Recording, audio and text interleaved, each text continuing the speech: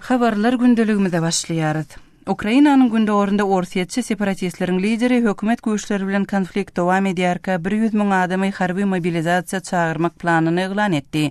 Ýakynda Ukrainanyň parlamenti şu ýyl 100 000 adamy harby gulluga çağırmak planyny makullapdy. Gelin bu arada kärdeşim Merdan Sariýewiň berjek maglumatlaryny dinläli. Gündogor Ukrainadaky ortiýetpara separatistleriň lideri paragçylyk kepleşikleriniň puju çykany üçin hökümet güýçleri bilen töwesjek 100 000 adamy urus hereketlerine çekjekdigine aýdýar. Öz-özüni Donetsk Halk Respublikasy diýip eglan eden Sowetiň lideri Aleksandr Zakharchenko 2 fevralda çykyş edip, göz öňünde tutulan çağırşyň 10 güniň içinde durmuşa geçirilip başlanjakdygyny ma'lum etdi. Ol ilk wasta meýletinçiler bolar, soňuny hem görübereriz, diýdi. Geçen ay Ukrainanyň parlamenti şu ýyl 100 000 çemeti eseri harby gullugy çağırmagy göz öňünde tutýan kanun taslamasyny kabul edipdi. Soňky hepdeleriň dowamında gündogor Ukrainadaky çaknyşyklar barha ýygzamlaşdy. 31 ýanwarda geçirilen ýaraşyk kepleşikleriniň başa barmazlygy ýagdaýlaryň paragçylykly çözgüdi ugrundaky umytlary gowşatdy.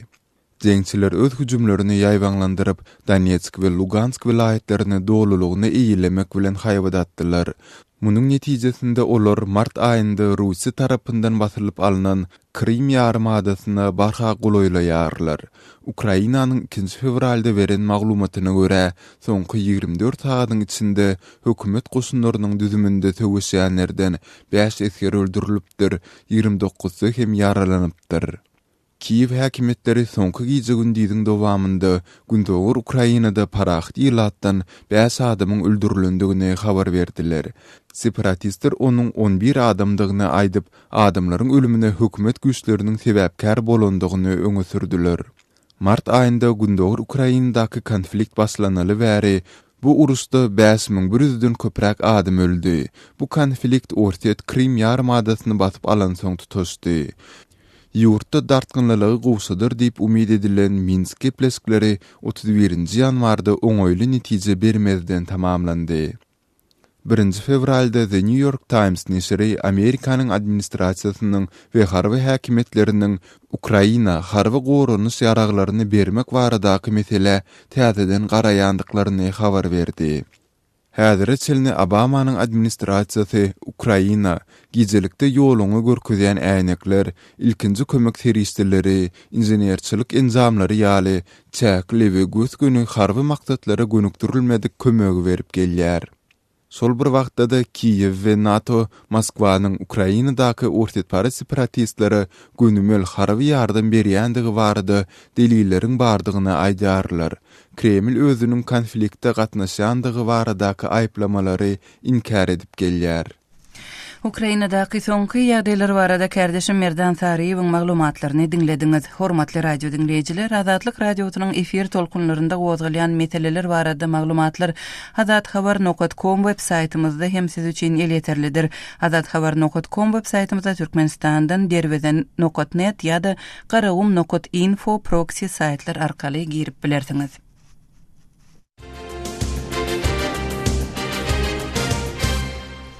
Gepleýär Azatlyk radiosy habarlar gündeligimizi dowam etdirýäris. Ortiýetiň daşary işler ministri Sergey Lavrov 3 fevralda iş sapary bilen Türkmenistana barar. Onuň bu sapary Aşgabatda Türkmenistanyň, Türkiýanyň we Azerbaýjanyň arasynda energiýa hyzmatdaşlygy meselesiniň daşary işler ministrleri derejesinde maslahat edilmeginiň ýa-da gawat geldi.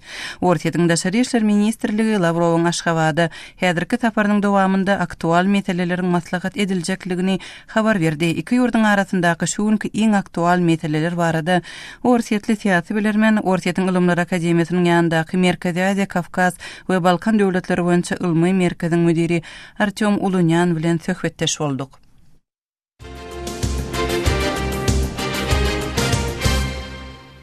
Artyom, Ortiýetiň daşary işler ministri Sergey Lavrowyň Türkmenistana saparyndan näme garaşmak mümkin? Şu gün ýurtlaryň arasynda iň aktual meseleler nämeden ibaret? Поддержку в странах Центральной Азии своего внешнеполитического курса. Şunkun ortiýetiň Merkezi Aziýadaky esasy ugry birinciden bu ýurtlarda özüniň daşary siýasaty kursunyň goldanmagyny gazanmakdyr. Ortiýet bu döwletleriň ilkinji nowatda da rejimleriň Kreml wagtynda loýallygyny kepil etmäge tinensiýär. Bu Türkmenistany hem degisli.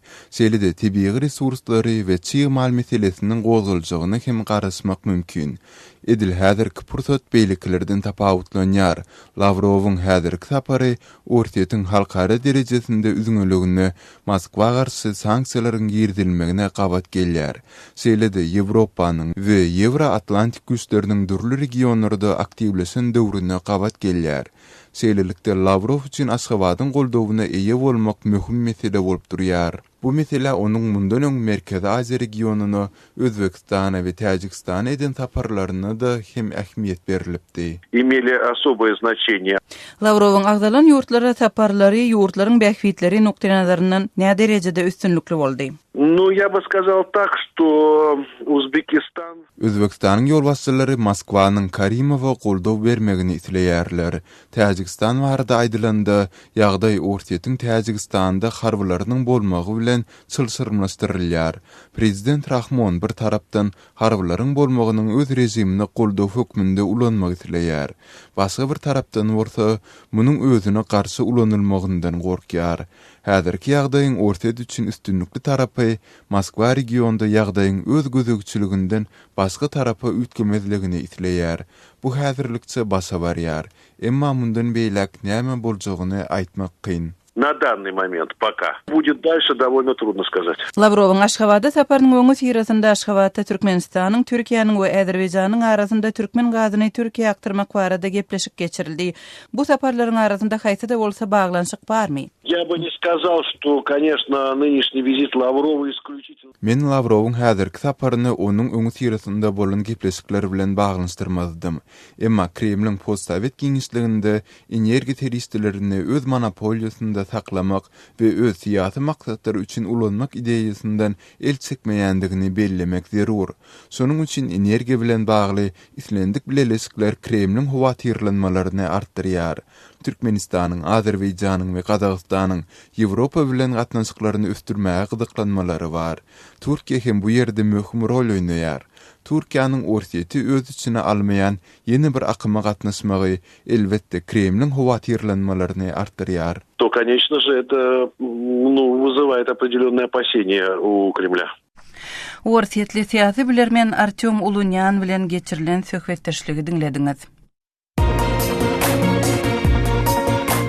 Azatlyk radiosyny indi dünýäniň tunein.com internet radio ulgamy arkaly hem göni efirde dinläp bilersiňiz. Radiomuzy tunein.com saýtyna girip gözlük bölümünde Azatlyk diýip ýazyp tapyp bilersiňiz. tunein.com ulgamynda türkmen dilinde maglumatlary berýän ýeketäk radiony Azatlyk radiosyny dinlemäge çagyrýarys.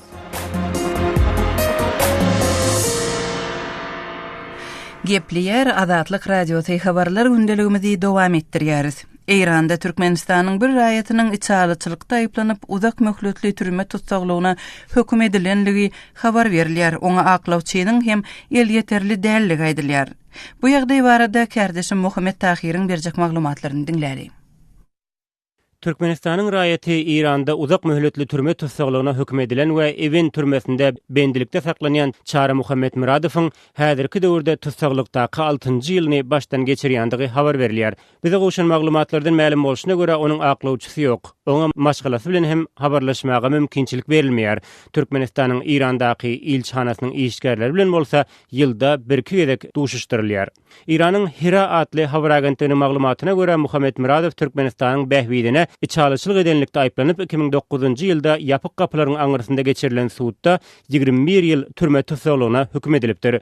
Bize bu habar boyunça Çarynyň bendilikde saklanýan ýeri bolan Tahranyň Evin türmesinden tasdiklama almak başartdy. Bize berilen maglumata göre Çary Muhammed Muradow Iranda 2009-njy ýylda geçirilen jedelli prezidentlik saýlawlardan soň dören dartgynlygyň çäginde tutsak edilipdir. Muhammed Muradowyň Türkmenistanyň haýsy welaýatyndandygy hakda taýyk maglumat berilmeýär, emma Iranda adam hukuklary barada maglumatlary çap edýän Hira adly täzelikler gullunyň maglumatyna göre 1976-njy ýylda doglan Muhammed Muradow ýokary okuwyny Iranda dowam etdirmek üçin 1997-nji ýylda Tahrana barypdyr. Tahran Üniversitetinde siyasi bilimler boýunça okuwyny tamamlap, ol Tahranda soňra diplomatiýa hemde halkara gatnaşyklar ugrundan ýokary okuwyny dowam etdirýär. Tutsak edilen wagty onuň okuwynyň daşynda şol döwürde Iranda iş alyp barýan bir rus kärhanasynda terjimeçi bolup işleýändige hem habar berilýär. 2009-njy ýylda geçirilen jedelli saýlawlardan soň Iranda emele gelen siyasi dartgynlygyň fonunda Iranyň degişli howpsuzlyk gullukları tarapyndan tutsak edilip, başda ýurdun dürli tutsakhanalaryna saklanyp, onuň garşysyna derňew işler geçirilýär. 40 gün dowam eden derňewlerden soňra ol suda çekilýär. Oňa ýönkelýän aýplamalaryň arasynda köçe ýürüýüşlerine gatnaşyp, rejime garşy propaganda işlerini amala aşyrmak we Türkmenistanyň behbidine Iranda içalyçylyk işleri bilen meşgullanmak ýaly maddalar bar. İran'ın Hira habar agentliginiň we biziň Evin türmesinden alan maglumatlarymyzdan çen tutsaň, onda türmede aklawçysyz saklanýan bendi Çara Muhammed Muradow Türkmenistanyň Irandaky ilçhanasynyň işgärleri bilen ýylda diňe bir-iki gezek duşuşmaga mümkinçilik berilýän bolmaly. Başda aýdyşymyz ýaly, ol häzir 21 ýyl türme tutsaglygynyň 6-njy ýylyny başdan geçirýär. Wakalaryň anygyna göz ýetireninde 2009-njy ýylda tutulup suud edilende we iş kesilende Çara Muhammed Muradowyň suudda aklawçysynyň da terjimeçisiniň de bolmandygy, onuň ýapyk kapylaryň arkasynda geçirilen suud esasynda türme basylandygy belli bolýar. Maglumatda agzalan suud prosesinde Türkmenistanyň Irandaky ilçhanasynyň wekilleriniň de bolmandygy nyktalýar. Türkmenistanyň Tahrandaky ilçhanasyndan bu mesele we ilçhananyň Çara Muhammed Muradow hakda nähili işler alyp barýanlygy hakda hiç ýyly maglumat alyp bolmady. Kardeşim Muhammed Tahir'in maglumatyny dinlediňiz.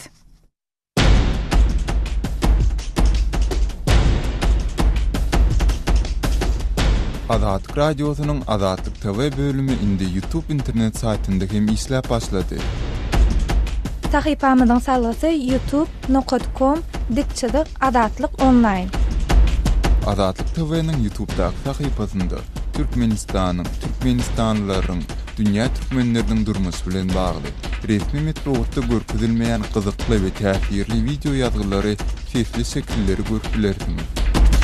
Şeýlede Azatlyk TV'de tegelik stol söhbetdeşliklerini, milli we dünýä medeniýeti bilen bagly taýýarlanan materiallary hem tomoşa edip bilersiňiz. Ýatlaýar, bizi YouTube saytynda gözlek bölümine Azatlyk TV sözleri girizip tapyp bilersiňiz. Azatlyk TV tomoşaçy, gollawçy bolmagy çağırýar. Bizi izlerlen, bize ýazalyň.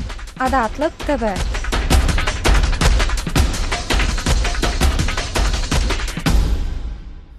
Gepleýär Azatlyk radiosy habarlar gündeligimizi dowam etdirýäris. Türkmenistanda valyuta çalyşyk nokatlarında uly nowatlaryň emele gelmegi bilen bagly ýagdaý dowam edýär. Manadyň hömmetiniň ýene pete gaçmagy baradaky çaklamalaryň ilatyň arasynda aladalanmalary güýçlendirýänligi habar berilýär. Şulyň başynda Türkmen manadynyň hömmeti 2009-njy ýyldan bäri ilkinji gezek pete gaçyp 1 Amerikan dollaryna 3,5 manada ýetipdi. Kardeşim Merdan Sariýewiň taýýarlanan maglumatlaryny dikkatiňize höderleýäris. Türkmenistanda dollaryň hümmetiniň manada öräýi kurlanjakdygy baradaky tasdiklanmadyk maglumatlaryň netijesinde ýurdun dürli künjeklerindäki valyuta alys-çalys nokatlarynda adamlaryň uly nowatlary döredi. Bu ýüze golay adam hem Marinyň Daýhan bankynyň öňünde ellerindäki manadyny dollary çalysmak üçin nowata durlar. Her adam başyna $1000 artyk berilmeýän bu alys-çalys nokatlarynda nowata duranlaryň ýürüýte sanawynyň ýöredilýändigi, şeýlede adamlaryň öz nowatynyň gellerine ençime günnäp hem garaşmaly bolýandyklary aýdylýar. Men 100 mal gördüm. Men 5 näçede bolup gördüm. Ol spisak ýa-da o ýöreýär, o ýöreýär. Biz spisak eden bolýar, bu netýär. Eýleni gaýdy.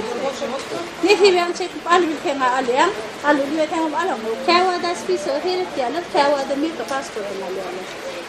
Biz ştaýda 4 gün ýerlerle ýazylyp gördüm. Elner uçkalanan başlyk, elner uçkalanan spisak ýazyar. Onun şondan men bilemem. Uly nowatlar sebäpli adamlaryň arasynda dawa jenjelleriň hem ýüze çykýandygy, netijede bu ýagdaýlary gözegçiligi edýän polisiýa işgärleriniň goşulyp, tertip düzgünni ornaşdyrmaly bolýan ýagdaýlarynyň hem seýrek däldigi bellenilýär.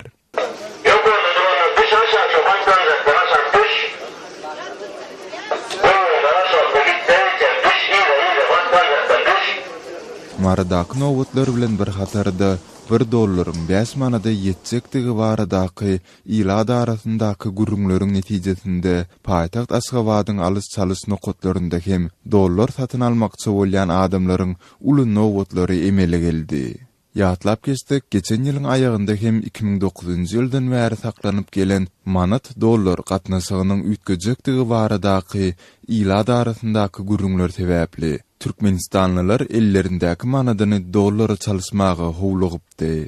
Şonda häkimetleriň manadyň dollara bolan gatnaşygynyň ütgewsiz galjakdygy baradaky resmi bildirisine hem garamazdan täze ýylyň 1-nji güni manat dollara görä pesegasdy. Ýatlap geçdik 2009-njy ýyldan 2014-nji ýylyň ahyryna çelini $1 2 manat 85 teňňe deňdi. Ýanwar aýynyň 1-inden başlap bolsa $1 3 manat 50 teňňe barabar boldy. Manadyň hümmetiniň dollara görä ýene-de pete gaçjakdygy baradaky ýanwaryň aýaklaryna peýda bolan soňky gurrunlar we nowatlar bilen baglylykda Türkmen resmiýetleri häzir çelini ilaty ýüzlenip hiç ýyly düşündürüş bermediler. Kardeşim Mirdan Sariýewiň taýýarlan maglumatyny dinlediňiz. Şu tema degişli Azatlyk radiosyna gelen teswirleriň birinde dinleýijimiz Suhrop, olaryň başga işi ýokmuka diýip geň galmy bildirýär. Hormatly radio dinleýijiler, Türkmenistanda daşaryt valutasyny satyn almak bilen baglylykda dören kynçylyklar size nähili täsir getirýär? Efirde gozgalyan meseleler barada öz pikirlerinizi ma'lum etmek isteseňiz Azatlyk radiosynyň azathabar.com web saytyna, Facebook we Wkontakte sosial ulgamlaryndaky sahypalaryna tesvir ýazyň. Habarlar gündeligimizi dowam etdirýäris. Türkmen şahyry Ahmet Gurbannepezow aradan çykdy. Meşhur şahyr Gurbannepezowyň döredijiligi türkmen edebiyatynda galdyran mirasy barada Türkmenistanly ýazyjy Amanmurad Bugaýew bilen geçirilen söhbetdeşligi dinläli. Amanmurad ağa bilen söhbetdeşligi kardeşim Muhammed Tahir geçirdi. Amanmurad ağa, Ahmet Gurbannepezow diýilende ilki näme ýadyňyza düşýär? Ahmet diýilende öwrülen bir gow şahyr hem-de gow terjimeci, gowy dramaturg ýadyma düşýär, dörejilik adam hökmünde. Galy berse-de Ahmet ol juda zähmet söýür adamdy. Bir ykbarymyz şeýlerek boldy. Ahmet 70 ýaşynyň içinde aradan çykdy. Şoň men 40 ýyldan köprek wagt, 45 ýyllap Ahmet bilen dostlana gatnaşykda boldum. Üstesinde 15 ýyl çeme Türkmenistan ýazgylar birleşigine bili işledik. Amanmurad Ahmet Gurbannepezow we Ahmet Gurbannepezow eden döredijiligi hakda iki agyz gürünme etýäňiz. Ahmet birinden juda oňat ince lirizme ýurulan goşgularyň taýyamalan awtor şahyr. Ahmet ikinciden hem oňat dramaturgyň hinne rewaýaty mellege giren oklu kirpiýaly drama eserleri ýurtda uly meşhurlyk gazandy. Ýene-de bir Ahmedi bellemeli zat. Ahmet Rus klassik edebiýatyny terjime etdi, özüm mümkin kadar originali goloy terjime etdi. Ýogsa bolmasa türkmenlerden Lermontov Yeseni'ni terjime eden awtor juda kän bolýan. Ýöne Ahmediň derejesine inçelik bilen terjime eden terjimeci ýok. Bar bolsa-da men onu başga bir ulu şahyryň adyny atlandyrardım. Halil Kulayevski, Yeseni'ni Lermontov türkmen okuyucusyna şol şahyrany beýikligi bilen, şahyrany inçeligi bilen türkmen okuyucusyna ýeterdiler. Amanmurad ağa, Ahmet Gurbannepezowyň aradan çykyşy hakda resmi metbuatda maglumat berilmedi ýaly. Ýok. Resmi metbuatda maglumat berilmedi. Belli şahsiýetleriň käbirleriniň keminden aradan çykyş hakda Türkmenistan metbuatynda habarlar, maglumatlar çap edip başlandy. Bu Ahmet Gurbannepezow ýaly şahyryň aradan çykyş baradaky maglumatyň berilmezliginiň sebäbi siziň pikirinizçe näme bolup biler? Ahmet öz hakykatyna gulluk etdi. Metbuatda aradan çykanlygy hakynda gynan söýülýän ýazymy, döwlet işgärmi ýa-da jurnalistmi, oň edebiýatda metbuatda bitiren işine kän bir seredilben durlanokda ýöredilýän siýasata nä derejede wepaly bolan bolsa hem-de gulluk wezifesiniň belli bir basgançygyny eýlen bolsa, ine şeýle adamlaryň aradan çykanlygy hakynda metbuatda gynanç berilýär. Biýem goýýardy. Ýas döwrüne bütünlüğe adaganyny ýöne biziň bagtymda Türkmenistan'a Zaman Türkmenistan Türk gazeti neşr edilýär. Ine şu gazet deňduşlary, dostýarlary bir juda az mukdarda bir simbolik töleler plan ýazdy aradan çykyp ikfetr gynançy çap edýär. Ahmet Akın'na geçen hepdeniň ahyryna çykan Zaman gazetinde berildi şeýle başy ýerde Ahmet Gurban Nefes Akın'na gurrun edilmedi. Bolýa, hamam radaga beren maglumatyňyz üçin köp sag bolun. Sizem sag bolun. İşiniz rewas bolsun. Ahmet'in hem cennetten bolsun. Kardeşim Muhammed Tahir'in ýazyjy Murat Bugayew bilen geçiren söhbetdeşligini dinlediňiz. Hormatly radio dinleýijiler, efirde gozgalýan meseleler barada öz pikirleriňizi ma'lum etmekleseňiz, Adatlyk radiosynyň adathabar.com websaýtyna, Facebook we Wkontakte sosial ulgamlaryndaky tahypalaryna tesvir ýazyň. Bize jaň edip SMS ýollap hem bilersiňiz. Adatlyk radiosy bilen telefon ýa SMS arkaly habarlaşmak isleseňiz biziň Moskwadaky nomerimiz goşmak ýedi 926 236 0455. Adatlyk radiosy siziň pikirleriňize garaşýar.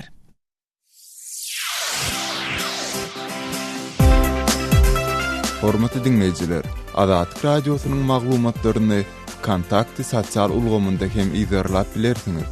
Ol ýerde ýurdun içinde we halkara arenasyna bolup geçen wakalary bilermenleriň pikir araýşlaryny okap izlerlap bilersiňiz.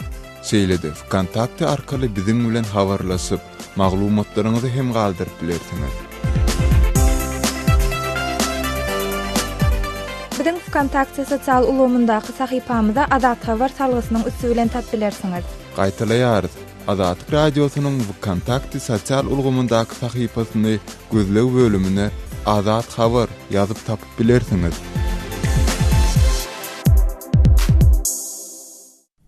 Hormatly radio dinleýijiler, şunuň bilen ýarym sagatlyk habarlary gündeligimiziň şuňky sanyny jemleýär. Saatlar kesmeden soň gepleşigimizi ýazgy görnüşinde dinläp bilersiňiz. Adatlyk radiosynyň efir tolkunlarynda galyň.